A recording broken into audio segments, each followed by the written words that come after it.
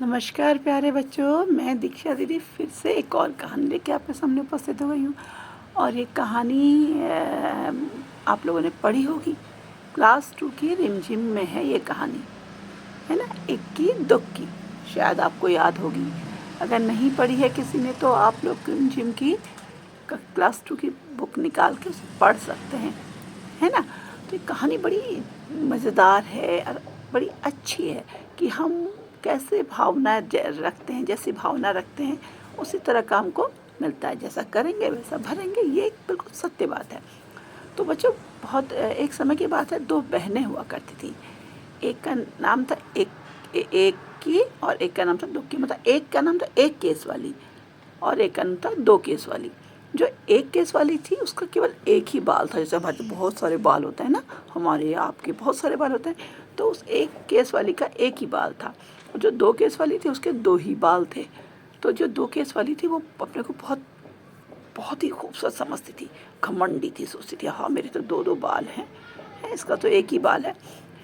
और अपने mummy papa के साथ दोनों अपने घर में रहा करते थे।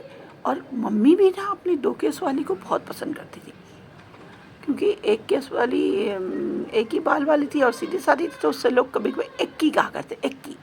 और दो केस वाली के दो बाल थे, इसलिए लोग उसे दोक्की कहा करते थे प्यार से। एक्की दुक्की उनके नाम थे घर के। अब दुक्की जो थी बड़ी घमंडी थी, अपने को बहुत सब पर अपना रौब मारती थी। तो अपनी बहन इक्की को बहुत परेशान करती थी, उस पर बहुत रौब मारा करती थी, उससे अच्छा व्यवहार नहीं करती थी और हर काम उससे रौब से कराती। कहती कि मैं तो दो केस वाली हूँ, मेरे दो की दो बाल हैं और तुम्हारा एक ही बाल है, तुम मेरा ये करो, तुम ये करो, मेरे लिए ऐसा करो, मेरे लिए खाना बनाओ, मेरे लिए चाय लाओ, मेरे लिए कपड़े लाओ अच्छे, अपने उसके पसंद के कपड़े भी अपना ले लेती थी। तो इस तरह इक्की और दुक्की एक ही घर में रहते थे, एक ही माँ बाप के संतान थे, लेकिन दोनों के व्यवहार में बहुत अंतर था। एक की बहुत सीधी सादी थी। एक दिन क्या हुआ, एक की बहुत परेशान होकर अपने घर से गई।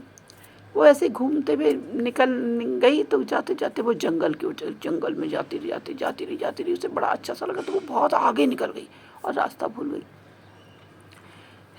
तो वो एक घने जंगल में पहुंच गई, सुनसान जंगल। और वो इधर उधर देखने लगी तो अचानक उसे आवाज़ सुनाई दी, कोई मुझे पानी पिला दो, कोई मुझे पानी पिला दो, मुझे बहुत प्यास लगी है, मैं प्यास से सूख रहा हूँ, मुझे बहुत प्यास लगी है, मुझे कोई पानी पिला दो। वो घबरा कर इधर उधर देखने लगी कि कौन बोल रहा है, हाय इतने घने जंगल में कौन आया। अब वो थोड़ा डर भी रही थी, तो उसने इधर देखा उधर देखा, उसे कुछ नहीं दिखाई दिया। थोड़ा सा आगे बढ़ी, फिर से आवाज़ आई, कोई मुझे पानी पिला दो, मुझे बड़ी प्यास लगी है, मुझे कोई पानी पिला दो, मुझे बहुत प्यास लगी है, मैं बहुत प्यासी हूँ।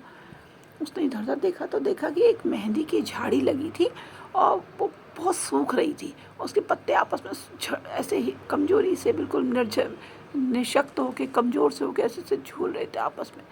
तो उसे लगा जैसे उसी से कोई आवाज़ आ रही है। उसने इधर उधर देखा तो पास से एक जगह पानी की जल की धारा आ रही थी, कहीं से पानी का धार बह रही थी। तो उसने ऐसे ऐसे करके अंजलि में पानी ले लेके भर भर के उसमें बहुत बार, एक बार, दो बार, तीन बार, ऐसे करके कई बार उसने उस झाड़ी में पानी डाला। पानी डालने के जब काफ़ी पानी डाल दिया तो उसके बाद झाड़ी में बड़ी थोड़ा अच्छी सी वो होने लगी, झाड़ी थोड़ी तरोताज़ा महसूस होने लगी। और झाड़ी से आवाज़ आई, एक कि मैं तुम्हारा ये एहसान कभी नहीं भूलूंगी, तुम्हारी इस मदद को हमेशा याद रखूंगी, तुमने मेरी मदद की, तुम्हारी मदद हमेशा याद रखूंगी। खैर इक्की आगे बढ़ गई, थोड़ा आगे बढ़ी तो फिर आवाज़ आई, कोई मुझे खिला दे, कोई मुझे खाना खिला दे, मुझे बहुत भूख लगी है। उसने कहा कहाँ देगी, इधर उधर देखा तो देखा एक पेड़ से एक सूखी बरियल सी गाय बंधी हुई है रस्सियों से, और बिल्कुल सूखी सूखी ऐसे कर रही है। तो उसने कहा क्या करूँ, कहीं इसी को भूख लग रही है, शायद उसी की आवाज़ आ रही है। उसने जल्दी से थोड़ी घास वास बटोरी, उखाड़ी और थोड़ी ताड़ी उसके आगे घास रख दी और उसको खाने को दे दी। गाय ने जल्दी जल्दी सारी घास खा ली, मतलब पेट भर के घास खा ली। उसने तोड़ती रही जब तक वो पीती रही, खाती रही। तो गाय बोली, एक की मैं तुम्हारी ये मदद कभी नहीं भूलूंगी, तुमने मेरी सहायता की मैं कभी नहीं भूलूंगी। एक की और आगे बढ़ गई, लेकिन अब घबरा गई, जंगल घना हो गया, रास्ता भूल चुकी, कहाँ जाए। तो एक की आगे बढ़ने लगी तो अचानक उसे एक झोपड़ी दिखाई दी। घबराहट में जल्दी जल्दी वो झोपड़ी में दौड़ पड़ी कि मैं झोपड़ी में देखूं, कोई नहीं है जंगल में, क्या पता झोपड़ी मुझे मैं कोई हो जो मेरी रक्षा करे, मुझे रास्ता बताए। वो झोपड़ी के अंदर घुस गई तो झोपड़ी के अंदर एक बूढ़ी माई बैठी हुई थी, बूढ़ी अम्मा। बोली, अरे तुम आ गई, आओ बेटा आओ, देखो मैंने तुम्हारे लिए खाना बना के रखा, मैं तुम्हारा इंतजार कर रही थी, लो, पहले नहा लो, ये तेल है, इसको चुपड़ पहले अपने शरीर में तेल मल लो और उसके बाद नहा लो, फिर हम दोनों मिलकर खाना खाएंगे।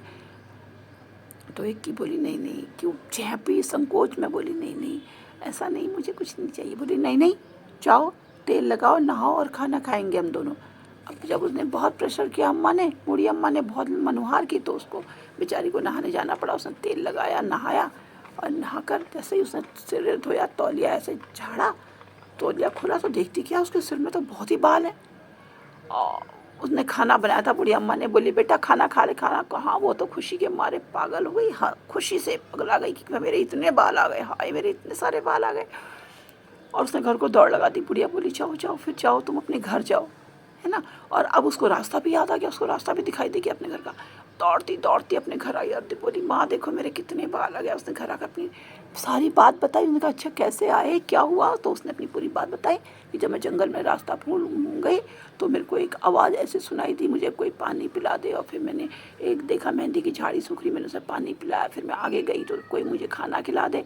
तो मैंने वहाँ पर आगे बढ़ी तो देखा एक गाय सूखी साखी बंधी हुई है, मैंने उसकी रस्सी भी खोल दी, उसे खाना भी खिला दिया।